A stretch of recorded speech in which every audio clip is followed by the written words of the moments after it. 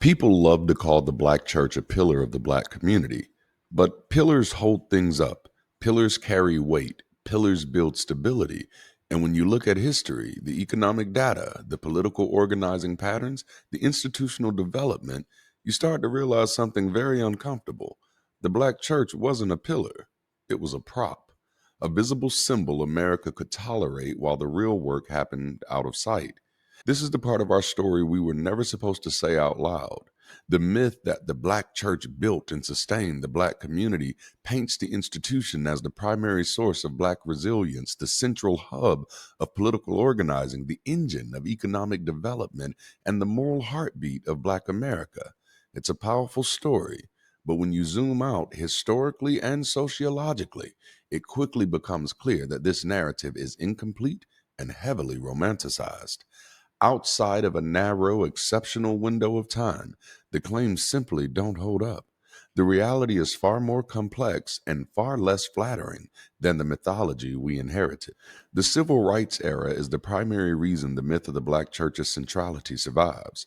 Between 1954 and 1968, church buildings became highly visible meeting spaces, temporary safe havens, and media friendly symbols of respectability.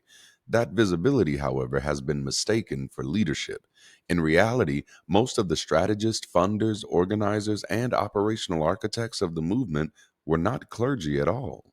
The engine of the movement was powered by students, labor unions, women's organizations, black academics, local activists, and interracial coalitions who did the unglamorous day to day work of planning, training, and mobilizing.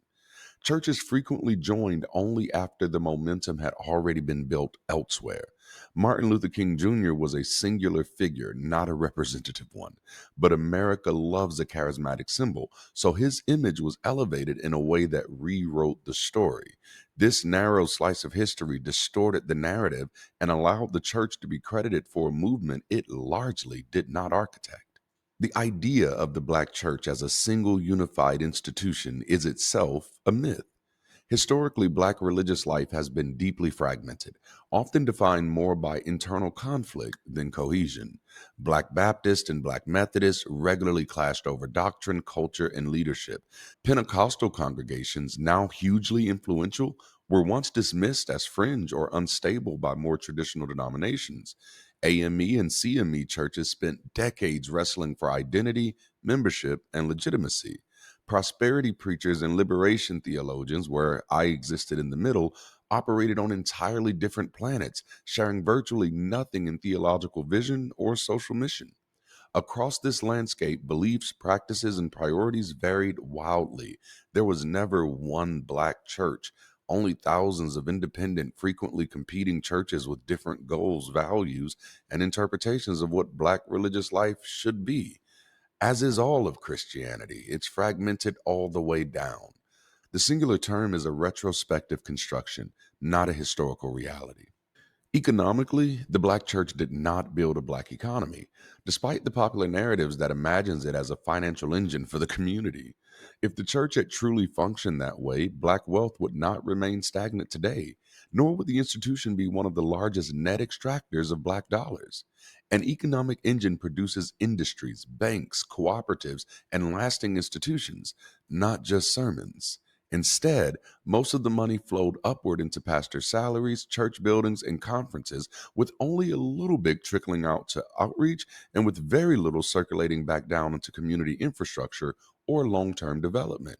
Churches became places of emotional comfort rather than economic empowerment. Meanwhile, it was Black Wall Street, independent businesses, mutual aid societies, labor unions, and even the entertainment industry that provided the real material support, job creation, and economic mobility that the church is often wrongly credited for. Even the gospel industry had to be supported by the wider entertainment industry because it found no support in the church. The myth of the Black church as the community's great pillar persists largely because it shields the institution from accountability. Once the church is framed as the unquestioned torchbearer of Black progress, it gains a halo effect that obscures its internal dysfunction, excuses its lack of political courage, and downplays the homophobia, sexism, anti intellectualism, and conformity culture that have shaped much of its history.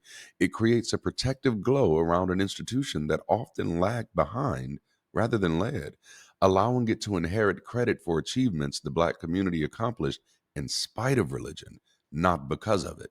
And this is where skepticism becomes essential. We must resist praising any organization, religious or otherwise, simply because it claims to be carrying the torch for Black people. As with all good skepticism, we should ask for evidence, not anecdotes, impact, not intention, outcomes, not mythology. If a group says it is championing Black progress, it should be able to show it measurably, materially, and historically.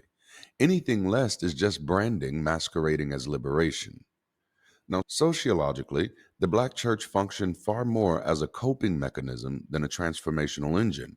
For much of its existence, it managed trauma without eliminating its sources. It offered spiritual reframing instead of structural solutions, and it preached endurance rather than promoting empowerment. Its message often centered on waiting on God instead of building the systems, institutions, and protections necessary for long term community advancements. Now, think about this. If you're not preaching about building the systems, then who's ever preparing to be able to build the systems? In this way, the church soothed hardship but did not structurally transform the conditions that produced it. And we see the consequences of that model today.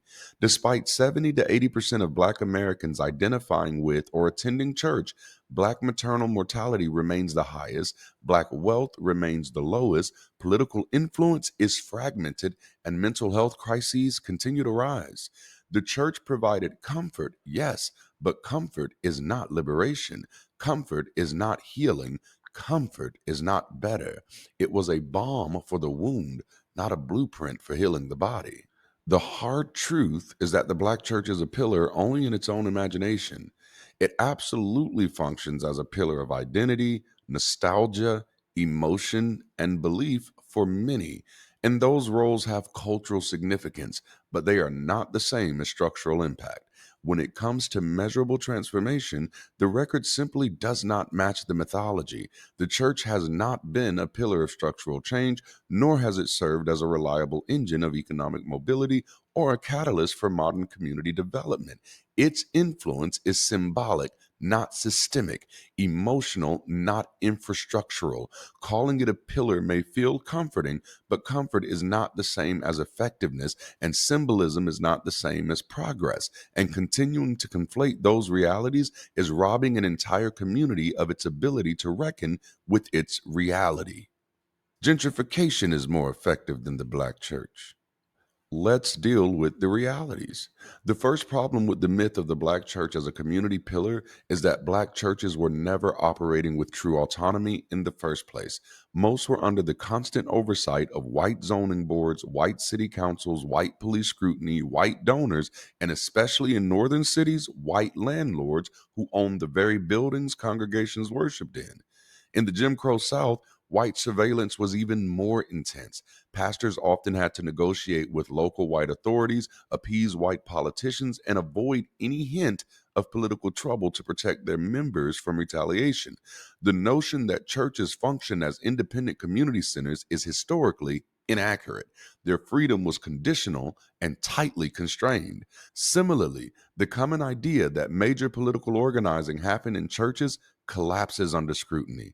Historical records consistently show that the true hubs of Black political development were living rooms, barbershops, beauty salons, union halls, fraternal lodges, YMCAs, NAACP offices, anti poverty program centers, and apartment complexes. How do you wrap all of that up in the church?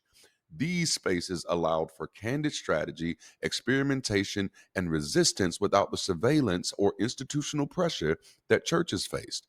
By the time many churches got involved, the momentum had already been built elsewhere, and even then, their participation often served symbolic visibility rather than genuine or strategic leadership.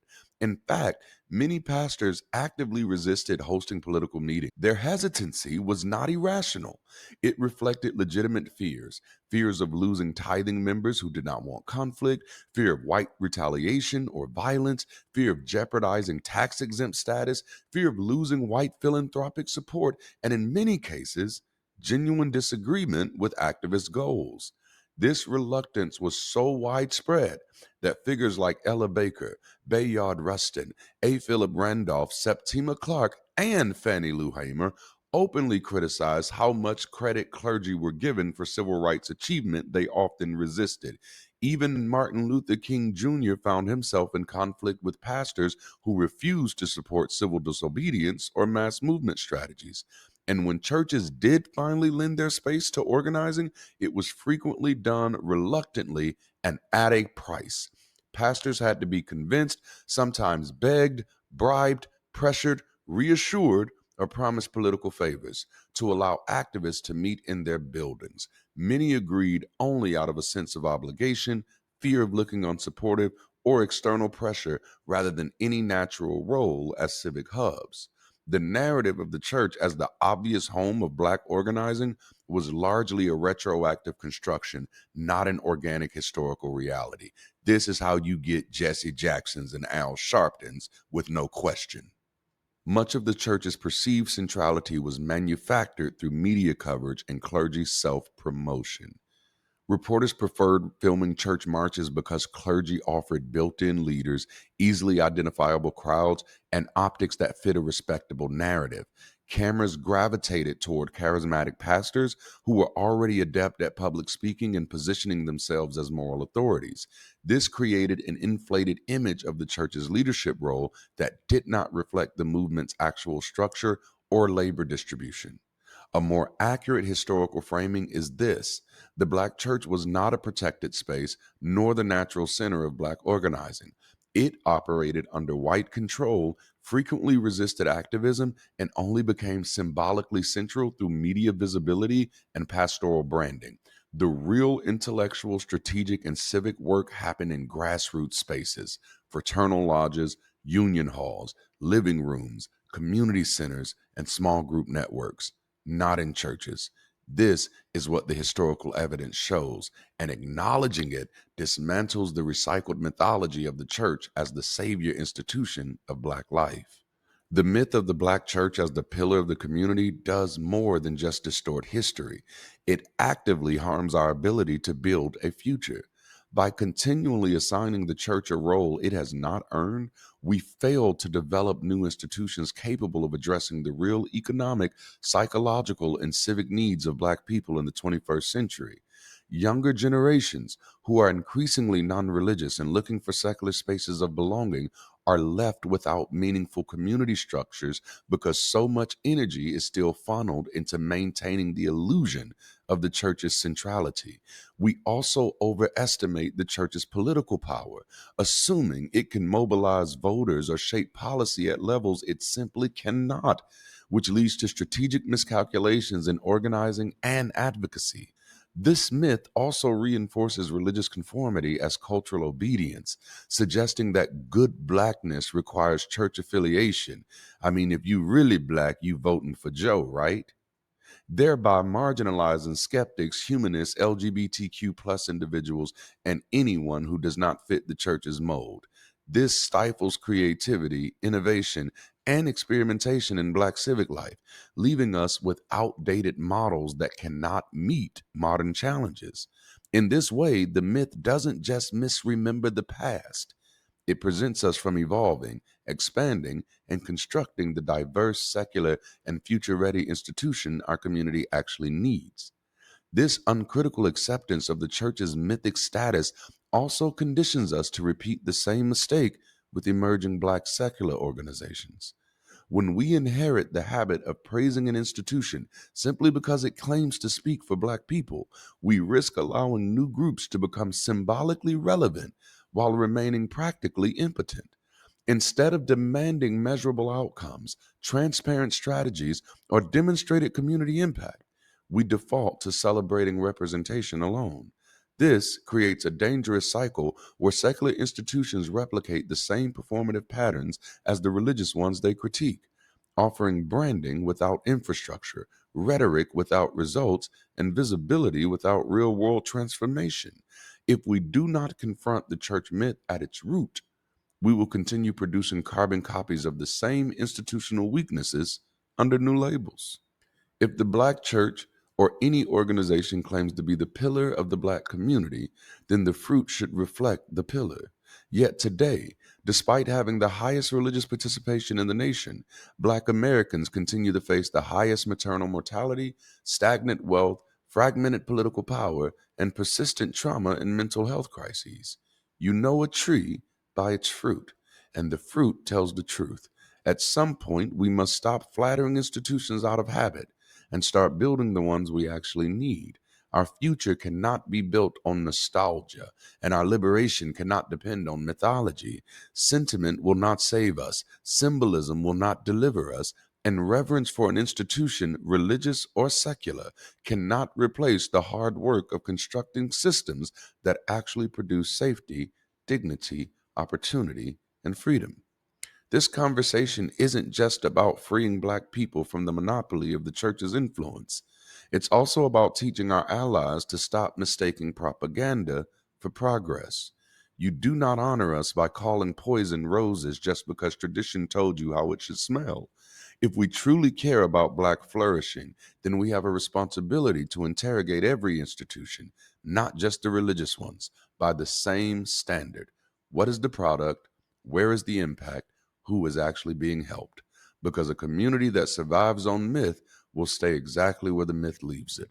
But a community willing to measure truth over tradition, fruit over folklore, that is a community capable of evolving, capable of building, and capable of rising. And that is the work before us now. Thank you so much for hanging out with me today. I hope you learned something from this conversation. If you're interested in more conversations like this, be sure to like the video and subscribe to the channel. And if you're ready to be a part of a community that is being built beyond beliefs, beyond borders, and beyond bullshit, check out Bridge City, man. We love to welcome you aboard. And if you want to make sure this work keeps going out faster and further, consider financially supporting the work we do using any of the links in the description below. All right, that's all I have for you for now. Until next time, keep rising.